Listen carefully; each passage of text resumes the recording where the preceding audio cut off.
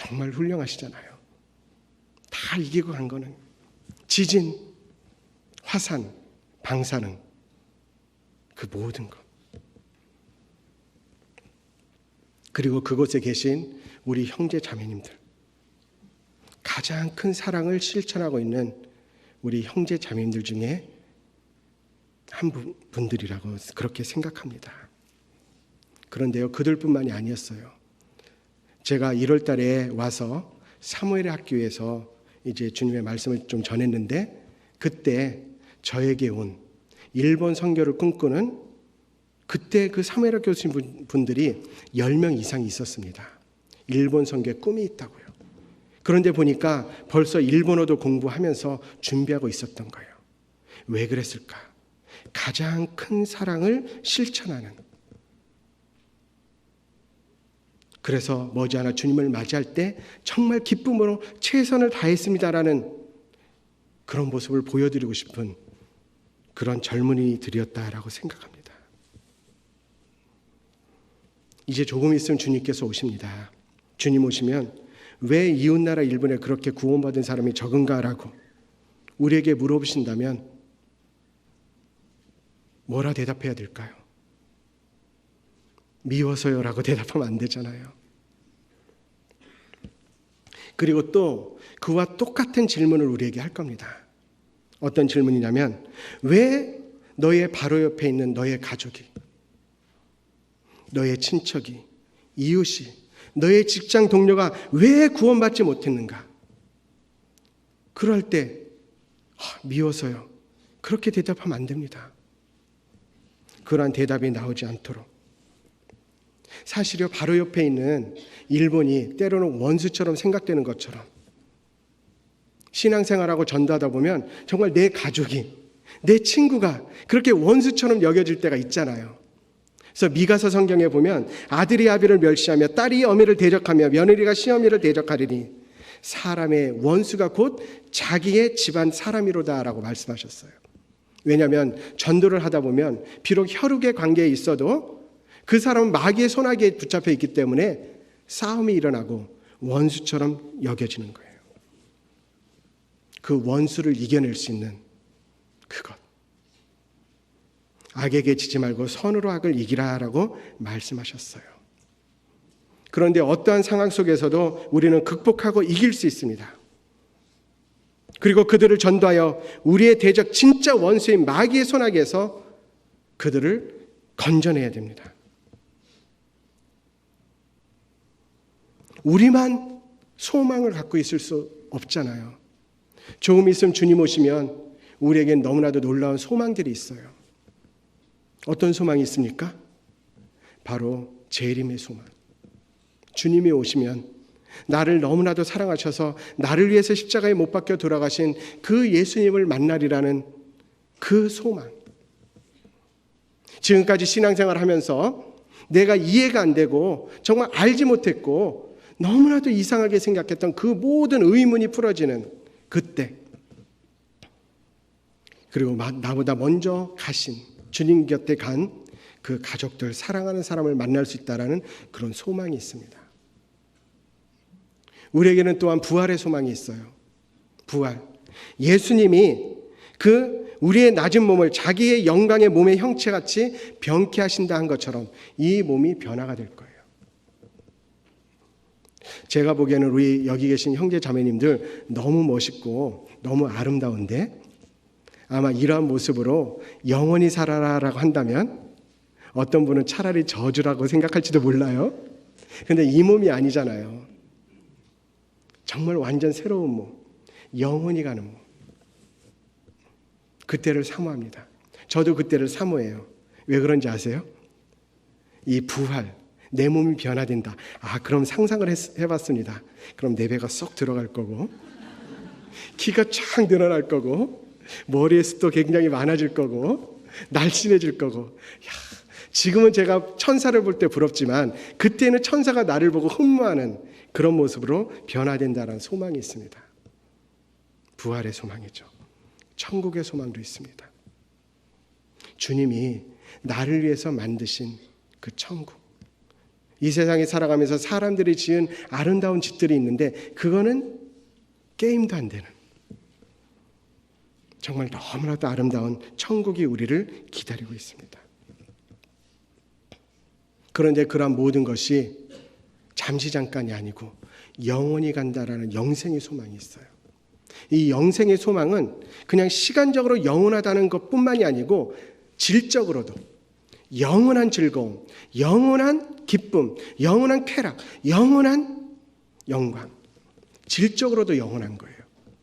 그런 영생의 소망이 우리에게 있습니다.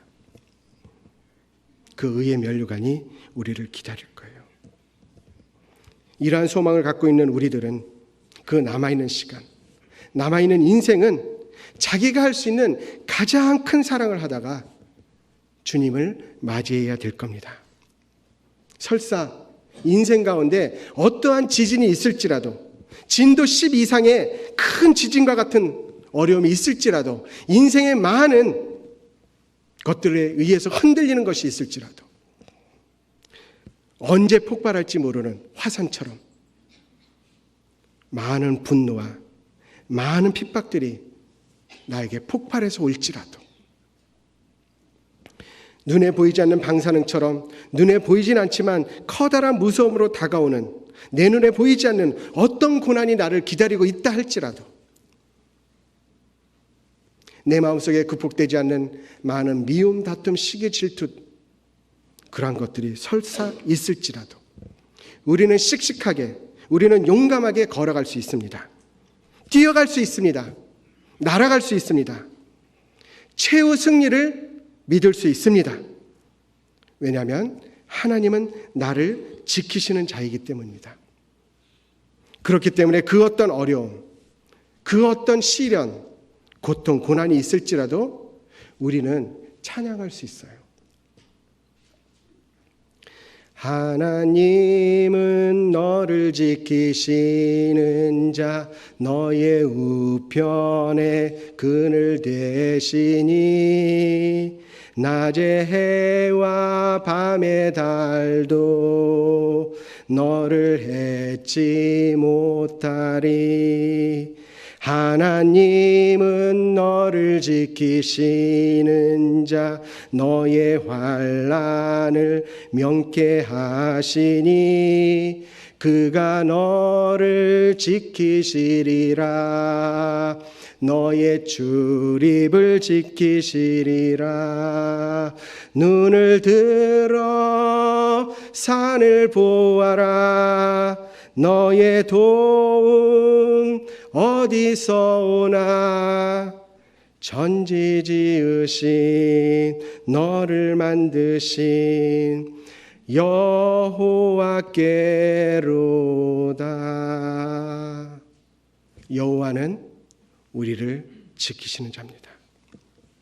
그 주님과 함께, 그 주님의 사랑 가운데 주님의 사랑을 실천하며 주님의 사랑을 복음을 전하며 머지않아 오시는 주님을 기쁨으로 맞이하는 우리 그리스도인이 되어야 될 것입니다. 정말 교회 안에서요, 너무나도 중요한 것, 첫 번째는 확실하게 구원받는 거예요. 혹시 주님이 오셨는데 그 자리에 내가 참여할 수 없다면, 사도 바울은 얘기했습니다. 너희가 믿음에 있는가 너희 자신을 시험하고 너희 자신을 확증하라. 예수 그리스도께서 너희 안에 계신 줄을 너희가 스스로 알지 못하느냐. 그렇지 않으면 너희가 버리운 자다라고 하셨어요. 우리의 구원을 확증해야 됩니다. 그리고 정말 구원받았다면 주님의 몸된 교회 가운데 붙어있는 것. 그래서 합심, 마음이 하나가 되는 거예요. 무엇이 옳고 무엇이 그른가, 그거보다 더욱 중요한 것은 교회에서 하나님께서 세워주신 그 질서 가운데 먼저 하나가 되는 것. 평안에 매는 줄로 성령이 하나 되게 하신 것을 힘써 지키라. 하나가 되는 것. 그리고 그 질서 가운데 순종하는 거죠. 하나님은요, 순종의 사람을 찾으십니다. 말씀 가운데, 교회의 질서 가운데 순종하고 겸손한 사람이 순종할 수 있는 거예요. 주님 안에 정말 겸손한 사람. 순종이 제사보다 낫다라고 하셨습니다. 순종하는 사람. 그리고 희생이 있어요. 너희는 먼저 그의 나라와 그의 의를 구하라. 그리하면 이 모든 것을 너에게 더하시리라. 주님의 나라를 위해서, 주님의 의를 위해서 모든 것을 희생할 수 있는. 전 생각해 봤어요. 만약에 나에게 재산이 있다면, 은행의 통장에 돈이 가득 있다면, 그대로 있으면 주님 오시면 그게 얼마 될까? 빵원 되잖아요. 그러니까 정말 우리의 희생을 통해서 많은 열매가 맺어지는 것처럼 구원 확실히 받고요. 마음을 하나로 해서 주님 안에 순종하고 희생하며 나갈 때 그 속에서 주님의 귀한 복음의 말씀이 힘있게 전해질 겁니다. 또 가라사대 너희는 온 천하에 다니며 만민에게 복음을 전파하라라고 하셨어요. 그것이 우리를 향한 주님의 뜻입니다. 우리가 살아도 주를 위하여 살고 죽어도 주를 위하여 죽나니 그러므로 사나 죽으나 우리가 주의 것이로다. 난 주님의 것이잖아요. 주님의 복음의 사역에 우리 교회를 통한 세계 선교의 그 대열에 나의 몸을, 나의 마음을, 나의 모든 것을 주님께 바치는 그런 우리가 되어야 될 것입니다. 오직 하나님의 영광만이 남는 그런 우리의 인생이 되어야 될 것입니다.